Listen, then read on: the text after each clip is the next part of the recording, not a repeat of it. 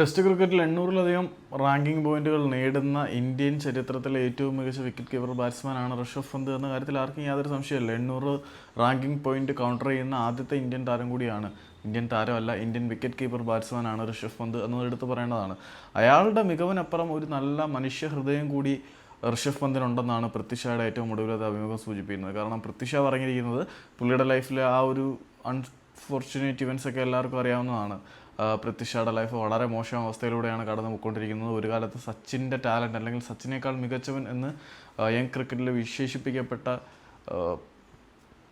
പൃഥ്വി ഷായുടെ നിലവിലെ കരിയർ വല്ലാത്തൊരു ചോദ്യചിഹ്നമാണ്. IPL കോൺട്രാക്റ്റ് പോലും ഇല്ലാത്ത ക്ലബ്ബ് നിലവിൽ മുംബൈ ടീമിൽ പോലും ഇടം പിടിക്കാൻ കഴിയാത്ത അവസ്ഥയിലാണ്. അതുകൊണ്ട് തന്നെ മെച്ചപ്പെട്ട അവസരങ്ങൾ തേടി അദ്ദേഹം ആസാം ക്രിക്കറ്റ് അസോസിയേഷൻ്റെ അഭയാർത്ഥിയായി പോകുന്നു എന്നാണ് അറിയുന്നത്.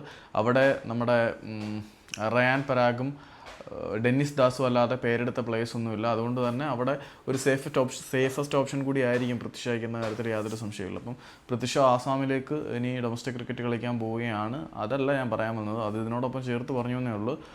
തൻ്റെ ഈ ഒരു മോശം സിറ്റുവേഷനെ കുറിച്ച് പൃഥ്വി ഷാ പറഞ്ഞ സാഹചര്യത്തിൽ ഈ ഒരു അവസ്ഥയിൽ തൻ്റെ കൂടെ നിൽക്കാൻ മനസ്സ് കാണിച്ച, അല്ലെങ്കിൽ തനിക്ക് വേണ്ടി ഒരു ഫോൺ കോളെങ്കിലും ചെയ്യാൻ മനസ്സ് കാണിച്ച ഒരേ ഒരു ക്രിക്കറ്റ് താരം ഋഷഭ് പന്ത് മാത്രമേ ഉള്ളൂ. ഇത്തരത്തിലുള്ള മോശം സാഹചര്യത്തിൽ നിന്നും മറികടന്ന് വരേണ്ടതിൻ്റെയൊക്കെ ആവശ്യകതയൊക്കെ പന്ത് പൃഥ്വിയെ ബോധിപ്പിച്ചിട്ടുണ്ട് എന്ന് പറഞ്ഞു. അതായത് ഈ ഒരു മോശം അവസ്ഥയിൽ തനിക്ക് ഫേവറബിളായിട്ട് വന്ന ഒരേ ഒരു ഫോൺ കോള് ഋഷഭ് പന്തിൽ നിന്ന് മാത്രമായിരുന്നു. വേറെ ഒരാൾ പോലും അദ്ദേഹത്തിനെ ഒന്നിനും ഒരിക്കലും വിളിച്ച് ആശ്വസിപ്പിക്കുകയോ കൂടെ നിൽക്കുകയോ ഐക്യദാർഢ്യം പ്രകടിപ്പിക്കുകയോ ഒന്നും ചെയ്തിട്ടില്ല എന്ന് പൃഥ്വി പറഞ്ഞു. പിന്നെ പറഞ്ഞു, ഞാൻ ക്രിക്കറ്റിനെ 2 വർഷത്തോളം പൂർണ്ണമായിട്ടും മറന്നിരുന്നു. എൻ്റെ ചില സൗഹൃദങ്ങൾ എന്നെ ടോട്ടലായിട്ട് ഡിസ്ട്രാക്ട് ചെയ്തിരുന്നു. ഇനി ഞാൻ ക്രിക്കറ്റിലേക്ക് പൂർണ്ണമായിട്ടും തിരിച്ചു വരികയാണ്. സോഷ്യൽ മീഡിയയും കാര്യങ്ങളൊക്കെ ഒഴിവാക്കി, മറ്റ് അനാവശ്യ പാർട്ടിയും കാര്യങ്ങളൊക്കെ ഒഴിവാക്കി ഇനി ക്രിക്കറ്റിലേക്ക് മാത്രം ഫോക്കസ് ചെയ്യുകയാണെന്നാണ് പറഞ്ഞത്. പൃഥ്വിയെ സംബന്ധിച്ചിടത്തോളം ഒരു തിരിച്ചുവരവിനുള്ള എല്ലാ സാധ്യതകളും പൃഥ്വിക്കുണ്ട്.